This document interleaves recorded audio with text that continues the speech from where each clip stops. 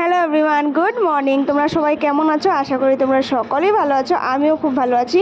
সকালে উঠে চান দান করে সমস্ত কাজবাজ করে নিয়ে এখন আমি চা খেতে বসে পড়েছি। যেহেতু আজকে সোমবার, নিরামিষ হবে। চাটা খেয়ে এবার আমি রান্নাতে ঢুকে পড়বো। তার কারণ আজকে সোমবার, নিরামিষ রান্নাবান্না হবে। তো আমি আজকে করব পায়েস একটুখানি। তো নিরামিষ যেহেতু, তাই শেষ পাতে খাওয়ার জন্য আমি পায়েসটা করছি। আর কি কি রান্না করছি তাও তোমাদের সাথে সব কিছু শেয়ার করব। আর এদিকে আমি দেখো দুধ কর্নফ্লেক্স নিয়ে নিয়েছি। নাস্তাটা সকালে করে নিই, নাস্তাটা করে তারপরে তোড়জোড় শুরু করব রান্নার। তো রান্নাতে আমি আজকে কি কি করেছিলাম তাই তোমাদের সাথে শেয়ার করছি। এই যে এদিকে দেখতে পারো গরম গরম ভাত, আর এখানে আমি করেছি আলু আর ফুলকপি দিয়ে একটা কষা কষা করে তরকারি। দারুণ হয় জানো তো এই নিরামিষ আলু ফুলকপির তরকারি, একদম শুকনো শুকনো কষা কষা করে করেছিলাম।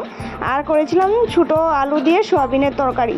এই দুটোই করেছি, আর তার সাথে শেষ পাতে খাওয়ার জন্য পায়েস।